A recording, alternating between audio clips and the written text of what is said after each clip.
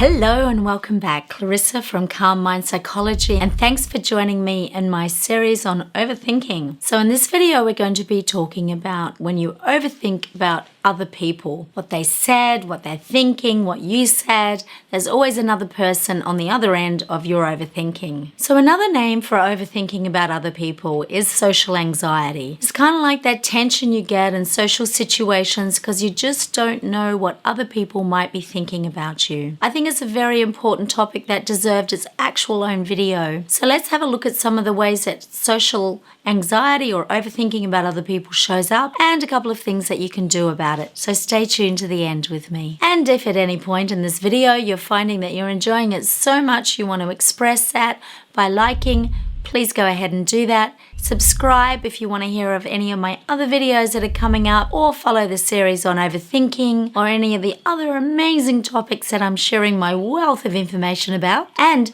don't be afraid of being seen. I'm going to encourage you, particularly if you're here about social anxiety, to post a comment down below, because know that you are not alone.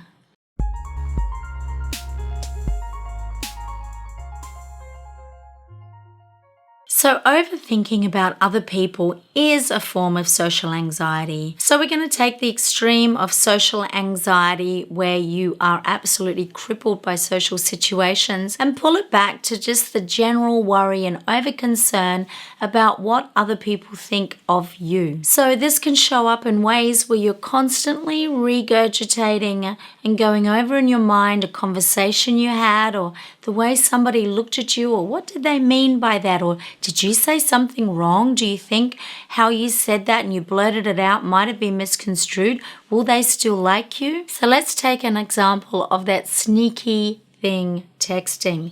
Oh my God, what a landmine of misinterpretation that can be. You send a text, maybe you think at the time it's kind of funny or flippant or cute or coy, but then you don't get a response, and you look at what you wrote and you think of all the different ways that could have been misinterpreted, and then you go into this drama spiral of thinking, oh my God, they've taken that completely the wrong way, they don't like me, this is why they haven't answered, and you're absolutely in a whirlpool when suddenly they text back, ha ha, they go, that was funny, ha. Phew, but what a lot of time and energy was spent on your concern over having said the wrong thing. If you're one of these people with a tiny little bit of social anxiety or a tendency to overthink about what another person might be thinking, feeling, interpreting about your communications, you're probably the kind of person that has a fairly good amount of empathy and mindsight into other people. So by comparison, if we look at a category of people that always think other people are thinking fabulous things about them, narcissists, we can see the difference in their empathy and mindsight. Narcissists don't have empathy for other people, and they don't have the ability to put themselves in another person's mind to see what they might be thinking, feeling, or experiencing, because frankly they don't care. People with higher levels of empathy, also called empathetic people, I prefer the term empathic people, have the ability to think into another person's mind and what they may or may not be thinking, feeling, caring, experiencing. While this is a beautiful skill to have, it can also be a curse, because it means that you have the ability to project yourself into another's mind, but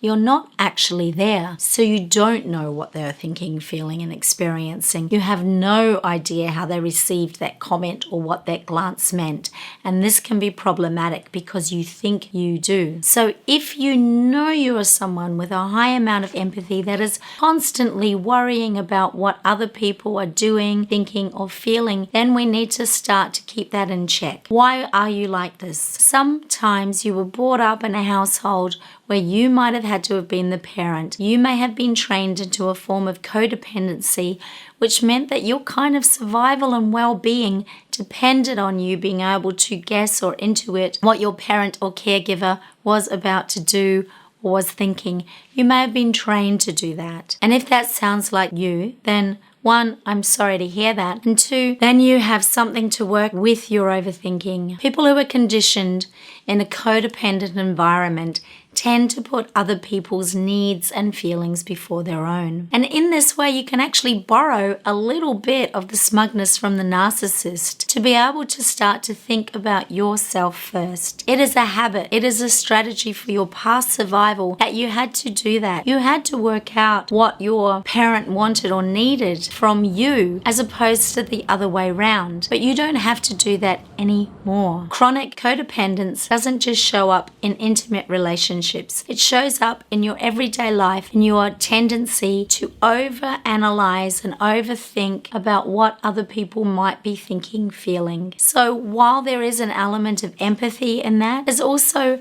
an overextension of your care and your concern for others where it may not be necessary and certainly may not be true. I find that people who have got this overthinking about other people as a trait, a bit of a social anxiety, tend to be people that are highly self-conscious and have a low level of self-esteem. They are really dependent on other people showing that they like them. And they're really dependent on getting those positive opinions, but sometimes they really just don't satisfy. And it's paradoxical because while their self-esteem might be low, the way that they are over-concerned about how they show up to other people is big. Sometimes we can find in this kind of personality that there's a history of times where who they were was kind of pointed at.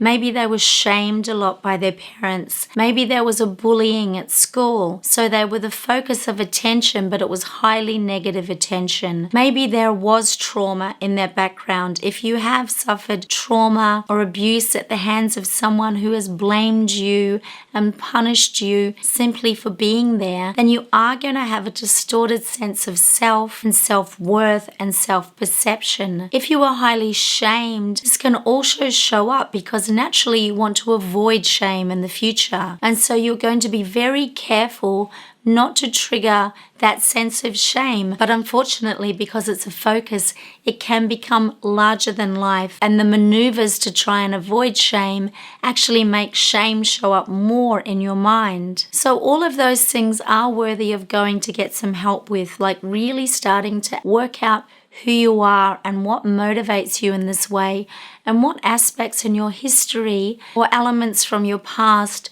might be playing into this sense of overthinking and worry about what other people might think of you. The other thing is that if you do have low self-esteem and you're highly critical of yourself, that is, you've got your inner voice continually judging yourself, you're not good enough, you don't look good enough, you've gained too much weight, what you're wearing is dumb, you are dumb, all of that negative self-talk, when it's really loud in you, guess what happens with that? It gets projected out onto other people. It's the voice in your head, but you see it coming from other people back at you.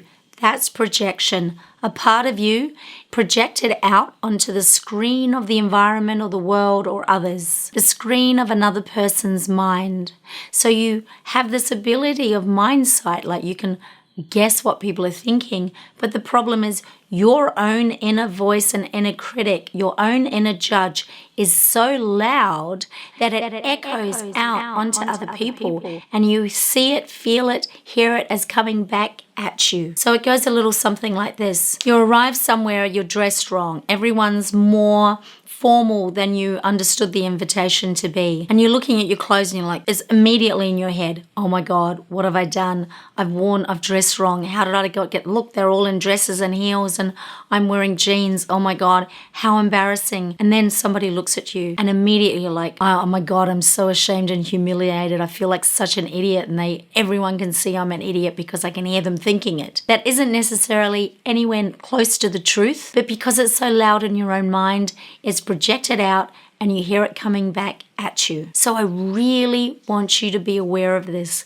Whatever your inner dialogue is, if you are continually beating yourself up and then you imagine that other people are doing it too, then you are projecting. There is no truth in what people are thinking. People look around. People glance at the newest person walking in the room. They could be thinking, oh my God, I wish I'd worn jeans. These heels and this dress is so uncomfortable, right? It could be anything.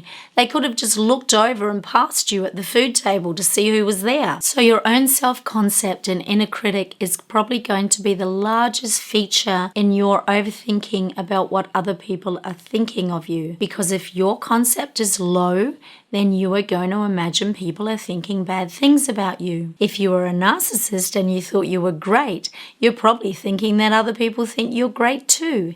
It's a matter of perspective. So this leads me to my first and weird tip for gaining more confidence and for stopping thoughts about what other people are thinking about you and the overthinking and worry about that. You can do this very interesting experiment. I want you to study narcissists. I want you to channel that energy into you. I want you to play act being someone who thinks they are fantastic. Try it on.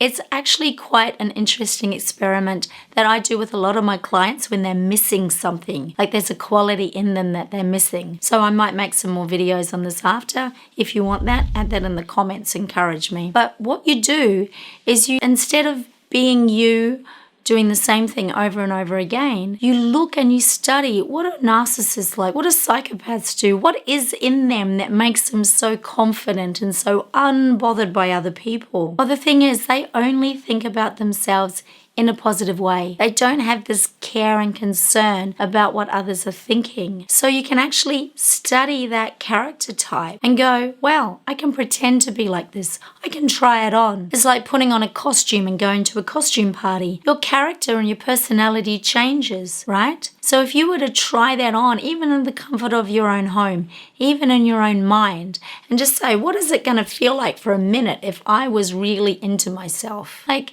in a way that makes me completely unconcerned, or even better, thinking that other people think I'm fantastic. Try it on as an experiment. Tell me how you go with that. Put it in the comments. Show me what you got. Now, the other major feature that leads us into overthinking about other people and what they think of us was something I mentioned in the last video about worrying into the future. And that is having an anxious attachment style. Now, in a nutshell, we can either be securely attached, think the world is a safe place, that life will meet our needs and that all is well, or we can be insecurely attached. How we were brought up by our parents wasn't quite consistent. It didn't instill in us a sense of basic trust and safety in the world. So in place of basic trust, we have a basic anxiety. You're not too sure about people. And the insecurely attached person can become very preoccupied with what other people are thinking, doing, and if they're going to be there for them or not. This is just a way of being. It's like how you are wired up. You are wired up to think